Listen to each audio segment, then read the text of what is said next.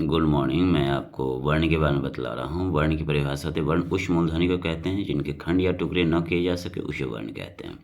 वर्ण दो होते हैं, स्वर वर्ण और व्यंजन वर्ण। स्वर वर्ण की परिभाषा होती है, जिस वर्ण का उच्चारण बिना किसी दूसरे वर्ण की सहायता से होती है उसे स्वर वर्ण कहते हैं।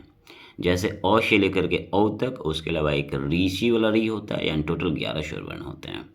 स्वर वर्ण दो होते हैं, एक ह्रस्व स्वर होता है, एक दीर्घ स्वर होता है। ह्रस्व स्वर के अंतर्गत आते हैं अ, ई, उ तथा ऋषि वाला री।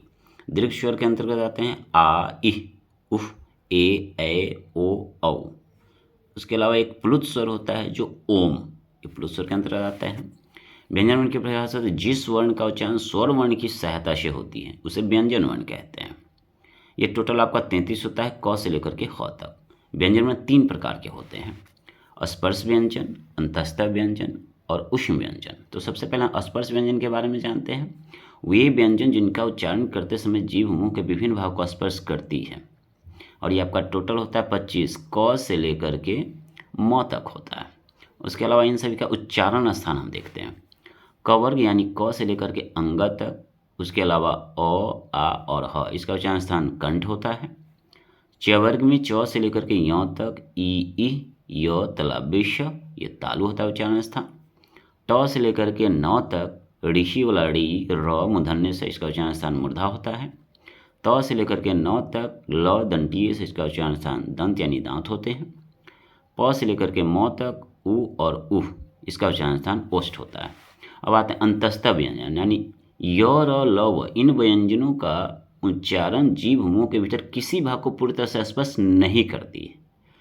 ये 4 होते हैं। उस व्यंजन में आते हैं उस जिनके उच्चारण में उषा मुख से निकलते हुए प्रतीत होती है, जैसे तलाब्य श, मूर्धन्य स, दंतीय स और ह होता है।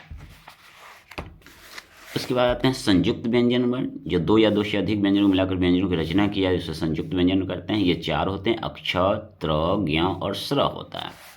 अक्ष जो होता है क हलंत जोर मूर्धन्य श हलंत जोर अ से मिलके बना है। त्र जो होता है त हलंत जोर र हलंत जोर अ से मिलके बना है। ज्ञ जो है आपका ज हलंत जोर य हलंत जोर अ। स्र जो होता है तलाब्य श हलंत जोर र हलंत जोर अ होते हैं। उसके बाद आते हैं अल्प प्राण, जिस वर्ण के उच्चारण में श्वास मुंह से कम यानी थोड़ी मात्रा में निकले, जिनमें हकार जैसे ध्वनि उत्पन्न नहीं होते, उसे अल्प प्राण कहते हैं। ये जो होता है प्रत्येक, जैसे में होता है प्रत्येक वर्ण का पहला, तीसरा और पांचवा वर्ण जो होते हैं आपको कहलाते हैं। उसके अलावा य, र, ल और व होता है। ये एग्जाम्पल आपका दिया हुआ है। उसके बाद आता है महाप्राण, जिस वर्ण के उच्चारण मुंह से श्वास अधिक मात्रा में निकले और जिनमें हकार जैसे ध्वनि विशेष रूप से रहती है, उसे महाप्राण कहते हैं। जैसे में आपका प्रत्येक वर्ण का दूसरा और चौथा वर्ण होता है। उसके अलावा तलाब्य श, मूर्धन्य स, दंतीय स और ह, ये महाप्राण के अंतर्गत आते हैं। उसके बाद होता है घोष वर्ण, प्रत्येक वर्ग का तीसरा, चौथा और पांचवा वर्ण और सारे स्वर वर्ण। उसके अलावा य, र, ल, व और ह, ये सब जो होते हैं घोष वर्ण होता है। उसके अलावा ये सब आपका एग्जाम्पल दिया हुआ है, देख रहे हैं।